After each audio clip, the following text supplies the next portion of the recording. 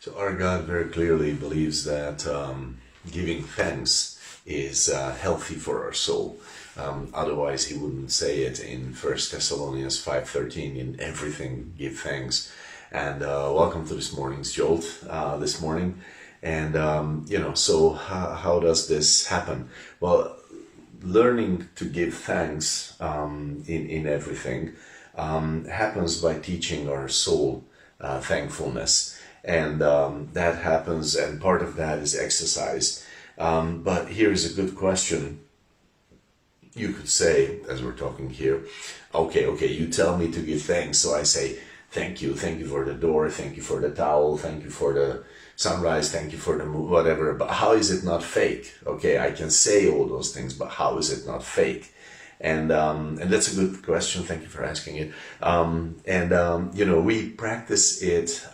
We practice it. The way that we practice it correctly is by noticing value, not by saying the words. That's not the point. But by noticing value. The practice starts not by speaking words, but starts in our hearts, and only after we speak. And this is so great. You and I, we look at small things and we look at great things, okay? And do I see its preciousness? Because preciousness can be in a small thing, and it can also be in a huge thing. It can be in something very personal, even in some stuff that doesn't seem personal. Like you can find something precious in a small act of kindness or a great blessing. You can find something that is precious to your heart in the fact that the sun shines, or in the fact that you have a friend.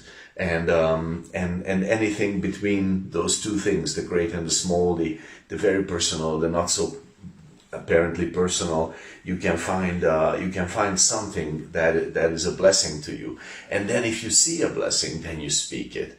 And as you're growing in this, if this is not part of your culture or your habits, then perhaps at first you just say it to God. Okay, this is why people who have a prayer life are usually people who know how to be thankful, because in the presence of God we often recognize the value that we would not recognize in any other light, but in His light it's very apparent to us, and we learn to say it there as well. So as you grow in this, as I grow in this, we learn to publicly say it too. I'm grateful for you. Even perhaps, if all goes well, one day you might even say it straight to the person. I am thankful for you, and that's a great day. But I was just thinking of this one guy.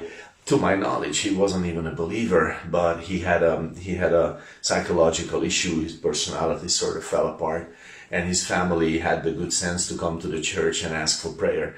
And the church prayed for him, and miraculously, within weeks, he recovered, and he came to the church, and he asked if he could say thank you in a certain way. And he came and he sang this. He had a beautiful voice. He was a great singer, and I don't know that he was a believer, but he came to the church and he sang "You Raised Me Up" to us. It was a beautiful song, and in his heart was a thank you to the church and a thank you to God for healing him. And I loved it, because to my mind, if he was an unbeliever, in fact, as I thought, then he was even more powerful, because this guy who doesn't know Christ, and yet he is in his heart saying, thank you, God, for this, because you have done this for me, and thank you to the church for praying for me. And I want to say that, and I love that so much, because I think that's very powerful.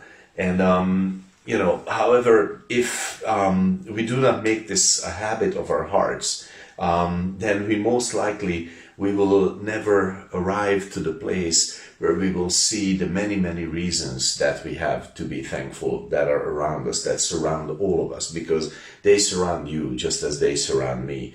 I realize this whole thing of expressing thankfulness could sound cheesy or corny to someone, or even manipulative in our cold and calculated culture that we live in. You could feel that it's just about manipulation, or that it could be, and just cheesy and, I'm a guy, I can't say thank you. I have to say macho things like, oh, I do that, or, but whatever it is, whatever you think the macho thing is. But I want to encourage you to move beyond those things and get to the important thing. God says this in His Word. So He says it with a reason. So start giving thanks simply by trusting God, if for no other reason, because He's very clear on it that this is healthy for us.